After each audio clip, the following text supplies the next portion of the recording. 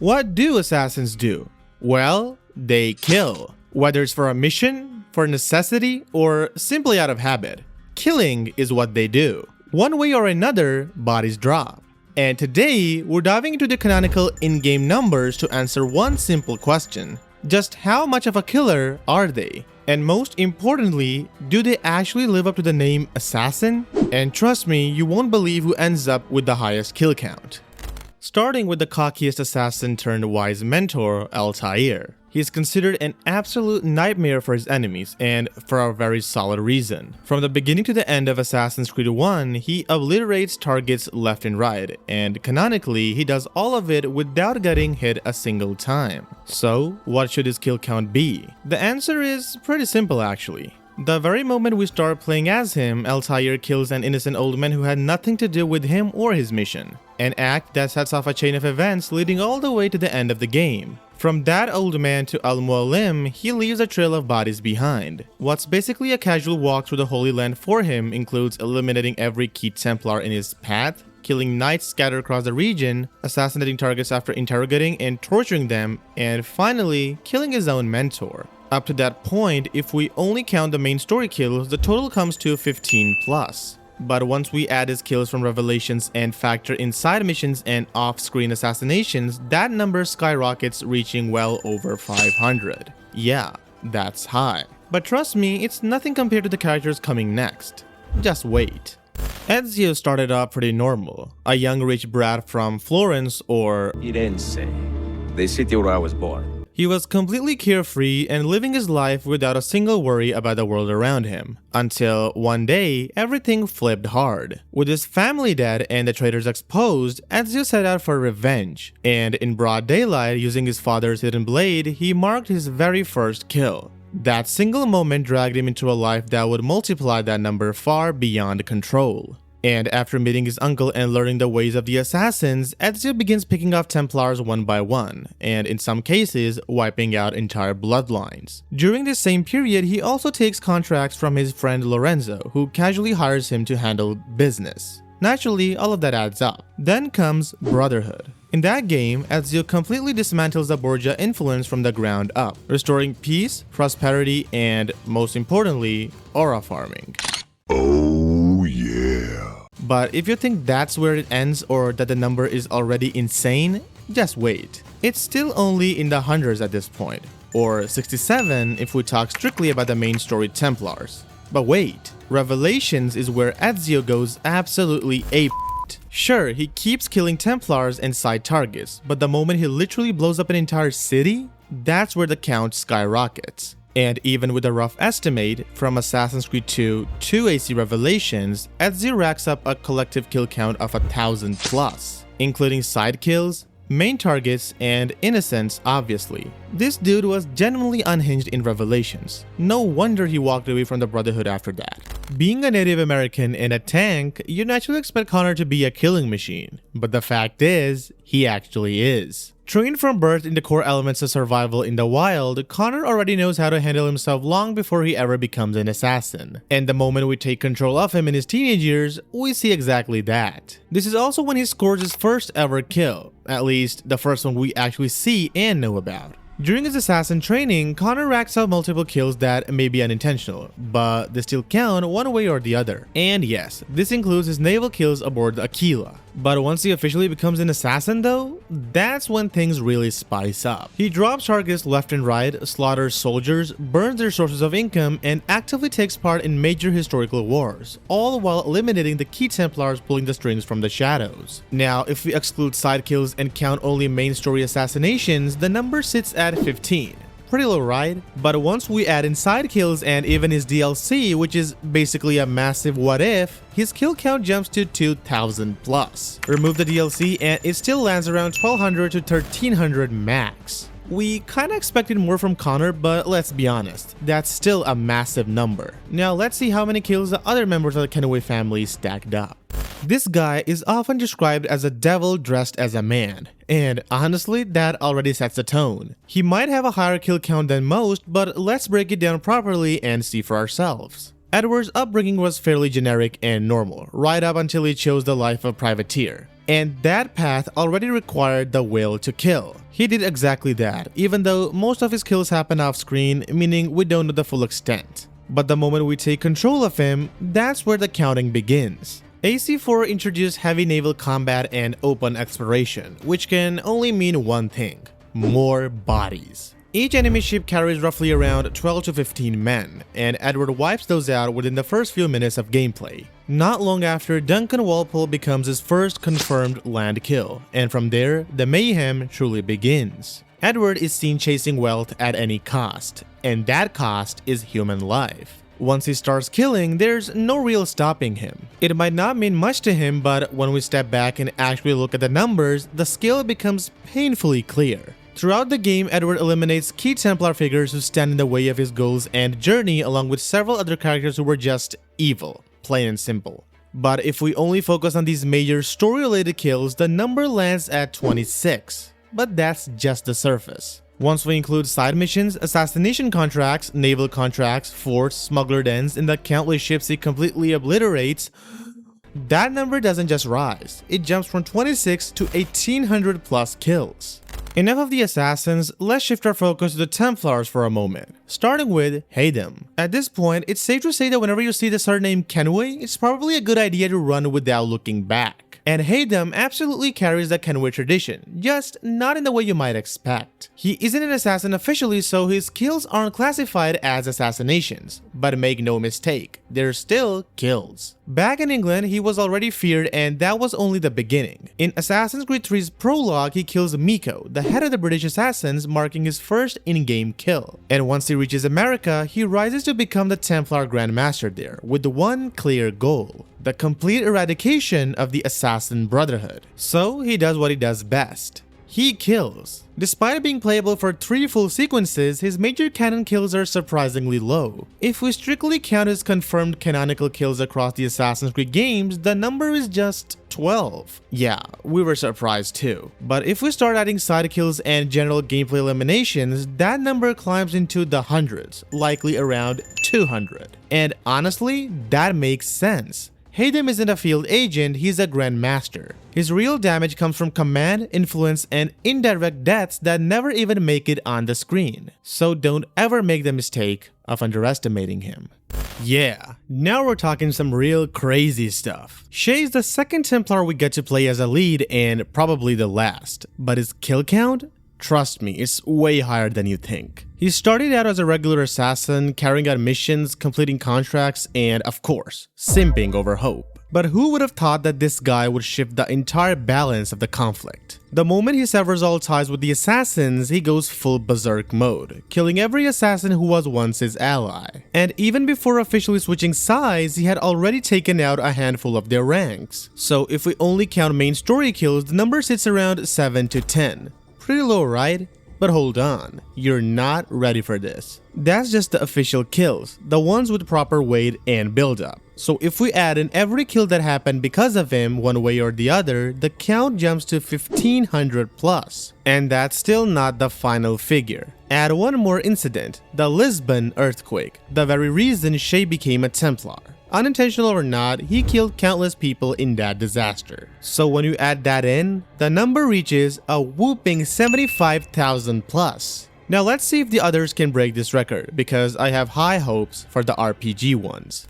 Alright, let's snap back to the assassins. Continuing with Arno, who's by far the most underrated and arguably considered the weakest assassin in the series, and since he's one of the weaker ones physically, it makes perfect sense that he adapts a stealth-first approach, rather than going head-on. Realistically, it suits him. But does that mean he has a much lower kill count than the others? The answer is a big no. Sure, Arno prefers stealth, and the gameplay even forces us into it more than a direct approach. But that doesn't make him any less dangerous. When it comes to skills and tools, Arno has one of the best variations of the hidden blade ever created, the Phantom Blade. It allows for ranged kills while running, mid-combat, and even from a distance, something most assassins cannot pull off as efficiently. Now combine that with his creativity and strategic intelligence. Not sure this is a word, but it sounds cool. Anyway, in the main story, Arno primarily assassinates Templars, rogue mentors, and oppressive figures. And inside content, he goes nuts. You're forced to assassinate a plethora of targets, especially in co-op missions, where completing objectives without kills is practically impossible unless you've got another assassin acting as a perfect recruit. So a full ghost playstyle isn't just realistic. So counting main story kills only, including the Dead King's DLC, Arno's body count sits at 33. But once we factor in side content and gameplay kills that you're literally forced to commit during missions, that number jumps to 600 plus. Initially, we planned to discuss them separately, but since they were literally born together, why not cover them in one go? At first glance, Jacob and Evie don't look deadly or fearsome. They're way too jolly and crack jokes like they're amateurs. This greenie. Assassin Christmas. But there's a saying that appearances can be deceiving, and with the twins, it fits perfectly. Just a quick reminder that both of them are fully trained killers. The very first tutorial mission is literally about them assassinating their targets, so no, they're not angels. They're just very comfortable with what they do. From there, they launch a full-scale campaign to take over London, something no other assassin in the Brotherhood at that time attempts. Jacob forms the Rooks, turning the streets into a war zone, while Evie sticks to the more traditional assassin methods. They're clumsy in their own ways, but they get the job done. Throughout the entire game, they conquer territories, wage gang wars, and essentially terrorize London as we know it, all while pushing toward their core objective: eliminating Starrick. And since we're combining them, their cumulative main target count lands at 17 to 18 major assassinations, including several notable historical figures. This number technically increases in the Jack the Ripper DLC, where Jacob is basically AFK and Evie has to handle everything herself. But canonically, the only confirmed kill there is Jack himself, hence bringing the total to 19. Now, when we add in side content, indirect kills, and all the collateral damage they unknowingly caused, their combined kill count climbs to roughly 1300. A perfect example of that code we mentioned earlier. Finally, we've entered the RPG trilogy, and from here on out, the stakes go way higher. Or do they? Let's start with Bayek. Being a Magi, there's one rule you should always remember. If you f with him, he won't hesitate to put you 6 feet under. Wasn't that too much? Anyway, at his core, Bayek is a fighter, and after the tragic death of his son, he completely loses himself, turning his grief into pure vengeance. He hunts down everyone responsible to the point where he literally brands their names onto his own shoulder. And that's the entire backbone of the game. Without spoiling too much, the order he hunts consists of roughly 12 members, but those aren't the only confirmed kills. The game literally gives you a system for important targets, where after killing them, you essentially kill them again just to confirm it. Brutal but helpful. Because of that, we can narrow down Bayek's canonical story kills to somewhere between 30 and 40. The exact number is still debated, but we like to think that it's near 30. But let's not forget, this is an RPG. Once you add in all the kills that are still canon but happen through gameplay, like clearing outposts, wiping guards, and hunting down legendary animals, the final number jumps way up, easily to 1700 plus. So yeah, Bayek definitely wasn't exaggerating when he said, And I will kill you all! Everyone who sniffed the air that day in Siwa! Being a Misthios comes with many things, and one of those things is obviously banging. Killing. And if you've played the full game and saw the ending, then you already know this. She's basically immortal until 2018. Now, just think about that for a second. Imagine how many people she must have slaughtered over that period of time. Sure, after obtaining the staff, she technically steps away from being a Misthios, but her enemies, they don't. Her killing journey starts early when she pushes a priest off a mountain to save her brother. Later, she's trained as a mercenary killing for coin, while the Spartan-Athenian war is in full swing. Now let's cut to the chase. What's her actual kill count? Unlike other characters who have clean separations between main kills and side kills, Kassandra's case is a bit messy. Her main story kills are heavily tied to the choice system where you decide who lives and who dies. Add that to her DLCs plus her appearances in other games, and suddenly her kill count becomes insanely complex. So to make things fair, we'll assume the most lethal route possible. Every character you're given the option to kill, you kill. Story, DLCs, everything. By using that logic, Kassandra's total kill count lands somewhere between 7,000 and 10,000, with a total of 42 Order members included. And to be fair, that makes sense. She lived for centuries, and she must have been doing something all that time. Now, if you played her as a pacifist, the number drops, but not by much. Even then, it still sits in the low thousands, with a minimum estimate of around 2,000, and that's purely speculative, because no matter how peaceful you try to be, you're still forced to kill people one way or another. For a Viking who held influence across almost every major part of our world, that alone is a feat worth acknowledging. She had access to the major kingdoms of England, Ireland, and France, and even formed solid relations with the Native Americans in Vinland. Now, achieving all of that clearly wasn't easy, and let's be honest, it involved one thing above all else: killing.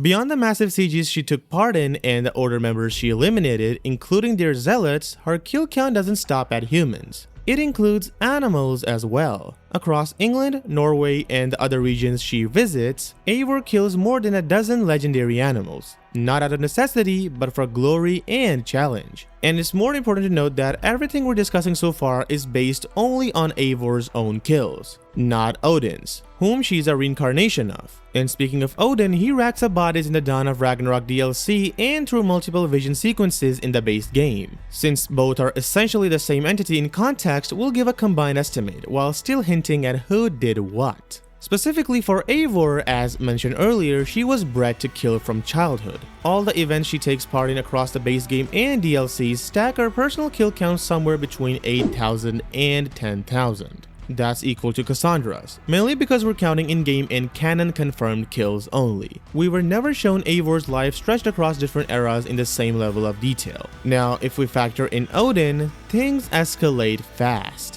Odin traveled across the 9 realms and fought in the Isu Human War, slaughtering countless human beings long before Eivor's time, and practically used all of the major Isu weapons that were wielded by us in the series. That alone pushes his numbers to roughly 30,000 to 60,000. And when you combine both Eivor's and Odin's kills, you're easily looking at 70,000 to 80,000, and that's still being conservative. Yeah, that's a lot to take in. But just keep in mind that this total is heavily Odin influenced, and many people wouldn't agree that all of these kills should be counted as Eivor's alone. Cunning and full of mischief, Basim is the kind of friend who's watched way too many revenge movies, the one who smiles at you right before stabbing you in the back at the worst possible moment. When we first meet him, he's friendly, charismatic, and intriguing. And as one of the few actual assassins in the recent titles, he felt like a breath of fresh air for the series. In Valhalla though, we don't see much of him. He mainly appears in 1 or 2 arcs, while helping us track down Sigurd. During those sequences, he does take part in activities that involve killing, but most of those are subjective, depending entirely on whether to get detected or not. The only confirmed kills from that period come from him participating in sieges alongside Eivor. But that really wasn't his game, was it? In his own story, Mirage, we expected him to be an absolute killing machine. Instead, he turns out broke, starving, and honestly kind of fragile. 2 or 3 hits and he's down. Guess this is what months of hunger will do to you. Jokes aside, Basim simply cannot fight head on. The game practically forces stealth, and the combat system is arguably the worst in the entire series. In the main story, he only kills 5 targets, excluding the head of the order since she's actually killed by Roshan. Then in the DLC, he adds 2 more confirmed kills, Abyss, the leader of the robbers, and Nimlot, Al Ghul's son, bringing the total to 7. Side kills are a bit subjective, but the ones you're forced to commit through gameplay likely range between 50 and 100, and even that's a rough estimate. So for pure canonical kills, we're looking at 8 to 10 max. And once you include side content, siege involvement, and required mission kills, the number climbs but only to around 150 at most. Guess being poor wasn't enough. We're finally at the last stage of the video. Let's talk about the recent additions to the series. Naoe was trained to become a shinobi, a path that favors stealth over direct conflict. Naturally, her playstyle in-game reflects that, focusing heavily on silent kills and tactical approaches. Her first kill is shown during a raid on her home, and seeing her potential, she's trained to become a full-time shinobi. And just like any other AC game, there's an order to hunt, but Shadows takes it further. It introduces a full objective board, packed with characters to eliminate, many of which are both canonically important and necessary for progression. Beyond the major targets, there are side quests where you have to kill specific enemy types, often around 100 times per region. Just doing these quests alone easily pushes our kill count to 500 to 800 plus. and that's without breaking a sweat. Add in the side quest kills and the main targets of the Shinbakufu, and their total climbs to thousands. But we'll leave the full number for later. Obviously, Yasuke is coming into play. An immigrant turned samurai, he already had a formidable reputation before the prologue, and was seen killing numerous people during his time under Oda's rule, including the Egan Shinobi during the second Iga raid, which sets the stage for the rest of his journey. Since much of the gameplay progress is shared between both of them, aside from a few key kills, we can estimate that Yasuke had a kill count of roughly 100 to 200 kills before joining Naoe. Combine both their kills and the total easily hits a whooping 1500. Quite a way to end a series of deadly characters, huh? Okay, before telling you who the deadly one is, here are some honorable mentions. Adewale from AC Freedom Cry with a total of 200 kills, Aveline from AC Liberation with an impressive total of 250 kills, the Chronicles protagonists with 70 kills each, Desmond with 40, and Layla with 1. Okay, you know the kill counts, you know how much every person has killed, so let's do the ranking. In terms of kills that are strictly from major targets, then the top 3 are Ezio with 67 kills, Kassandra and Eivor at 2nd place with 62 kills, and Bayek at the 3rd place with 30 to 40 kills. But if you count all the kills, whether unintentional or intentional, then the ranking becomes a bit different. On top we have Odin with 80,000 kills, then Shay with 75,000 kills, and lastly Kassandra with 10,000 kills. But since Odin's kills are tied with Eivor, so if we remove him completely, then the 1st place goes to Shay, 2nd to Kassandra and Eivor, and 3rd to Connor. It's surely a lot confusing, but you know what I meant. And folks, this brings us to the end of this video. We hope you guys loved it, and if there's something you disagree with, then feel free to let us know your thoughts in the comments below. We'll try to answer every question that you have. And if you love our channel, then make sure to hit that subscribe button for more interesting content like this. We'll see you in the next one. Till then, take care and goodbye.